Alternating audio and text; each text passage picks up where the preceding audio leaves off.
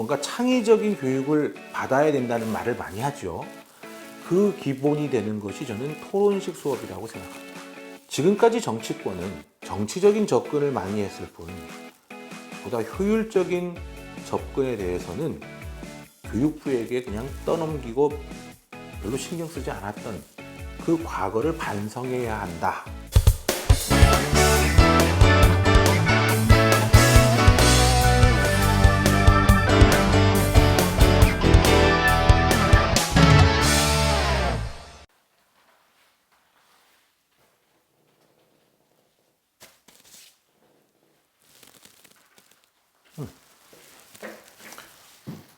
오늘의 상일 생각.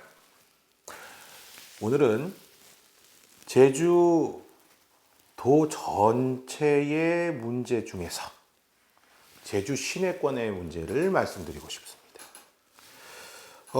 여러분 잘 아시겠지만 제주항을 기점으로 제주시 동부 지역에서는 원래 건입동, 2도 1동, 1도 1동이 중심 지역이었습니다.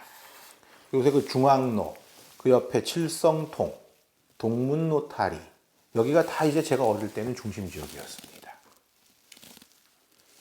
그런데 요새 중심 지역은 어디로 갔느냐? 아주 핫한 플레이스, 아라동이 있죠.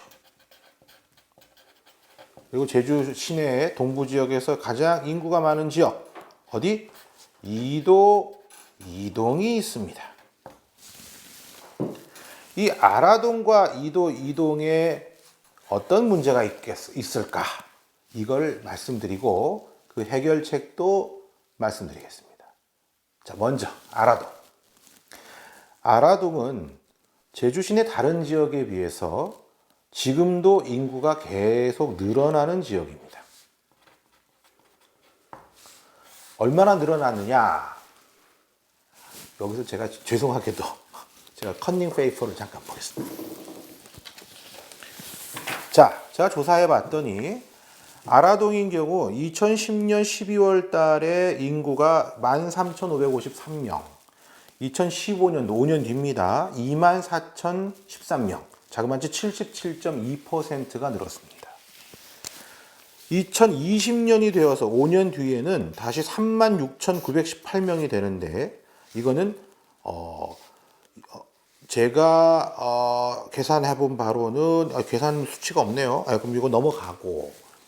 그런데 또 재미있는 것은 세대수입니다. 세대수.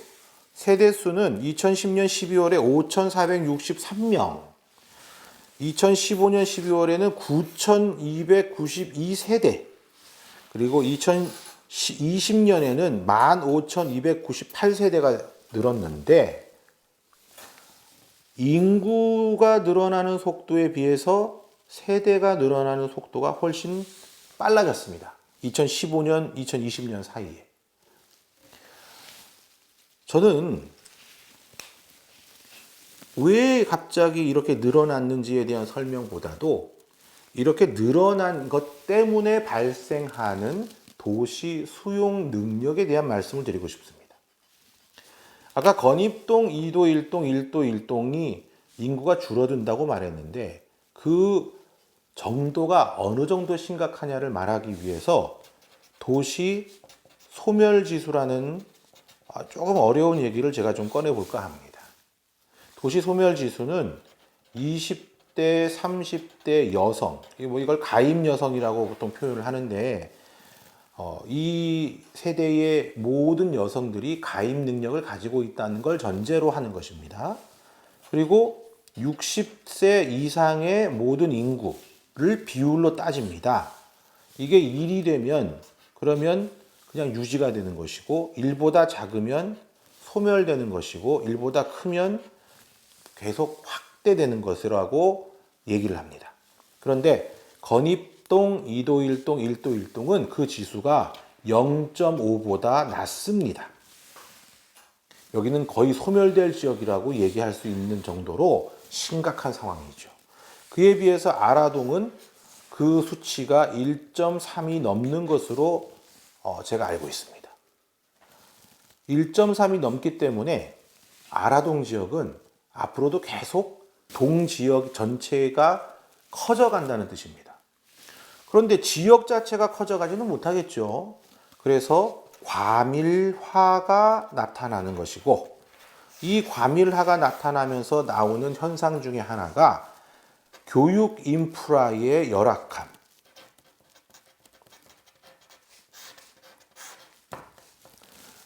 왜 그런가?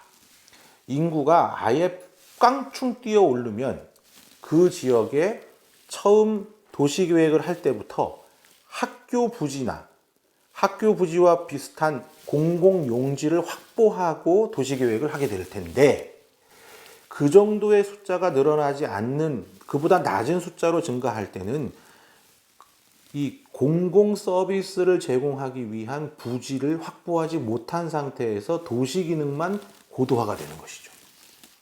거기에서 나오는 문제가 바로 과밀학급. 요새 아라동에 사시는 학부모분들 이 과밀학급 문제로 참 답답하실 거예요. 그런데 이 문제가 이런 데서 나타났기 때문에 한 번에 과밀학급의 문제를 해결하는 것이 쉽지가 않죠. 저는 이거와 관련해서 두 가지 해법을 제시하고 싶습니다. 그 첫 번째는 예산의 집중 집행. 과밀학급을 해소하기 위해서는 학교 인프라를 확충하는 게 필요한데, 다른 지역보다 예산을 좀 더 고도화하고 집중해서 집행해야 될 필요가 있다는 말씀을 드리는 것입니다. 두 번째는 이런 걸 보통 이제 하드웨어라고 하죠. 학교를 더 늘리거나 또는 학급 수를 늘리는 데 필요한 학교 시설을 갖추는 것을 하드웨어 쪽이라고 표현을 하는데, 그럼 소프트웨어 쪽으로는 뭐가 필요하냐? 교육 시스템의 변화입니다. 저는 지난 선거에서도 우리의 교육, 특히 이제 청소년의 교육, 그 중에서도 초등학교 교육에 새로운 시스템을 도입해 보는 것에 대해서 우리가 논의를 좀 더 깊게 해야 될 필요가 있다라고 주장을 했는데, 그 중에 하나가 90분 수업에 30분 휴식입니다. 90분 수업, 30분 휴식. 이거 단순히 공부 시간을 늘리고 휴식 시간을 늘리는 문제가 아닙니다. 학급이 과밀화가 되면 학급당 학생 수가 많아진다는 것이고, 지금의 교육 시스템은 그렇게 많아진 학생에게 적용하기에는 과부하가 걸리겠다는, 선생님들에게 과부하가 걸린다는 말을 할 수가 있는 것입니다. 선생님들에게 과부하가 걸리지 않고 학생들의 집중력을 높여서 학업 성취도를 높이는 방법이 이 90분 수업, 30분 휴식인데, 90분 수업을 했을 때는 45분 수업을 했을 때에 비해서 토론식 수업이 가능해지는 효과를 볼 수 있는 것입니다. 요새 우리 학생들 논술 시험도 보고 뭔가 창의적인 교육을 받아야 된다는 말을 많이 하죠. 그 기본이 되는 것이 저는 토론식 수업이라고 생각합니다. 90분의 수업 시간을 보장하면 그룹별 토론식 수업이 가능해지고, 그러면 선생님은 아까 말씀드렸던 과부하의 그 문제를 피해갈 수 있겠다라는 아이디어죠.